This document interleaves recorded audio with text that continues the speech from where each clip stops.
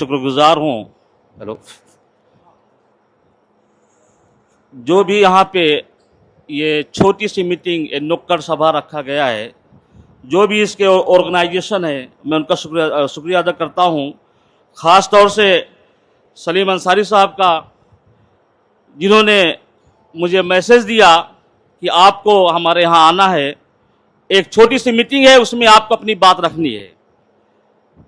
बस इनका मैसेज मुझे मिलना था, अब मुझे वहाँ से रवाना होना था और अल्हम्दुलिल्लाह बहुत सेफ जोन में मैं आया और आपके बीच में पहुँच गया।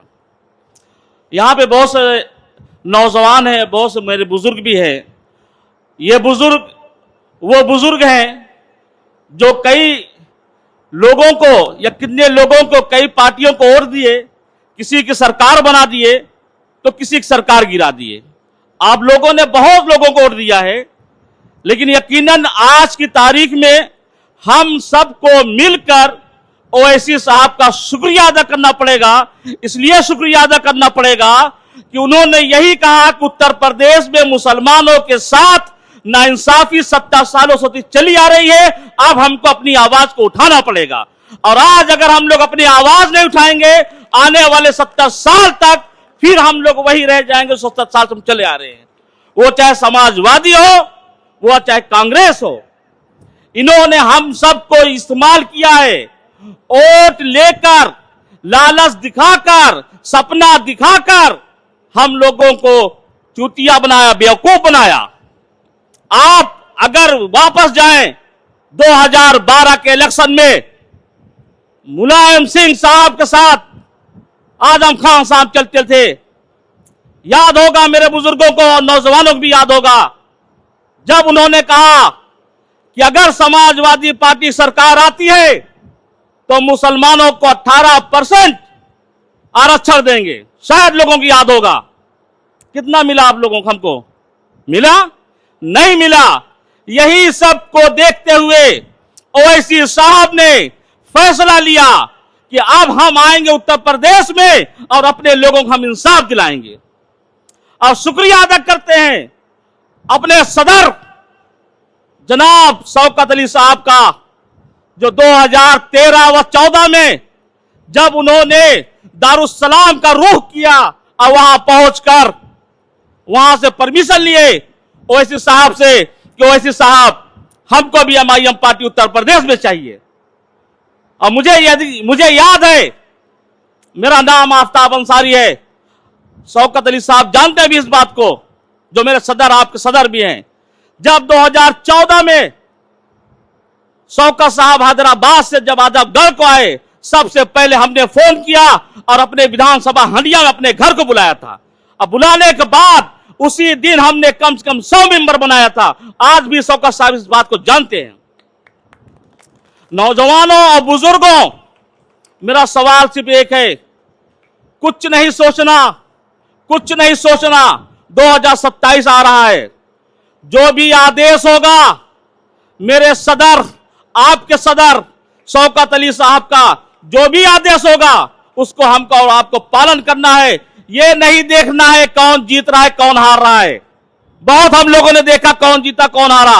आज के तारीख में अगर हमको और आपको कोई बी टीम कहने वाला है, वो है समाजवादी व कांग्रेस। क्यों कहते हैं बी टीम? बी टीम कहने का मकसद यही है कि इनके लड़ने से हमारी पार्टी हारेगी, हमारा कैंडिडेट हारेगा। अगर उनको इतना डर है कि मेरी समाजवादी हारेगी, कांग्रेस हारेगी, तो क्यों नहीं सदर साहब से बात करते? आइए हम लोग सब मिलकर लड़ते हैं। क्यों नहीं बात करते? ये हमको और आपको सोचना होगा। ये सवाल है कि नहीं है? क्यों नहीं लड़ते? क्या हमारी पार्टी नहीं है? हमको नहीं लड़ना चाहिए? लड़ना चाहिए। अब बी टीम कहने वालों को कहना, वो चीज हम लोग भूले नहीं है। औरंगाबाद महाराष्ट्र में सबको मालूम है, मेरा शेर वहां पे एक है, इम्तियाज जलील साहब, 92,000 वोट मिला उनको, 92,000 भाजपा को मिला, 90,000 एमआईएम को मिला। हारे कितने वोट से? 2,000 वोट से हार गए। हराने वाला कौन? समाजवादी पार्टी। रातों रात वहां पे एक मुस्लिम कैंडिडेट खड़ा कर दिए, 5,000 वोट ले लिए, 2,000 वोट से हमारी पार्टी हार गई। तो बी टीम कौन हुआ? एमआईएम हुआ? नहीं हुआ, समाजवादी बी टीम है। 5,000 वोट लेकर इम्तियाज जलील साहब को हराने वाली समाजवादी पार्टी है। अब बी टीम हमको कहते हैं। 90,000 वोट पाने वाले को बी टीम, अब 5,000 वोट पाने वाले को ए टीम। ये कोई इंसाफ है? यही बात हमको और आपको समझना है और हर कदम यही बात सोचना है। कोई भी आए, आओ बीजेपी को हराते हैं, हम भी चाहते हराते हैं, चलो आओ मिलकर आएंगे, गठबंधन करो। नहीं करोगे तो मेरे सदर शौकत साहब ने कह चुका है कि 200 सीट पे लड़ेंगे। ओवैसी साहब भी कह चुके हैं 200 सीट पे लड़ेंगे। हारने के बाद बच्चों की तरह मत रोना, जैसे वहां बिहार में रोए हैं वैसे यहां मत रोना। बिहार में हम लोगों ने कितना सीट मांगा था? 6 सीट नहीं दिए, 6 सीट, 5 सीट जीते, 1 सीट हारे, वो भी 250 या 300 वोट से, वरना वो भी 6 जीत जाते। तो क्यों हर चीज हर बात पे ओवैसी ओवैसी ओवैसी? अरे ओवैसी तो चाहते हैं बीजेपी हारे, क्यों नहीं हराते आप लोग? नौजवानों, मेरा मकसद यही है कि 2027 सामने है, सब लोग मुत्तहिद रहिए, एक रहिए। जिनको भी हमारे सदर शौकत साहब देंगे टिकट, उनको अपनी वोट दीजिए। फैसला नहीं करना है कि हारेंगे या जीतेंगे, हमको अपनी वोट देना है। इस बात को ख्याल रखिएगा। हम आए यहां पे अपनी बात खत्म कर रहे हैं। अस्सलाम वालेकुम।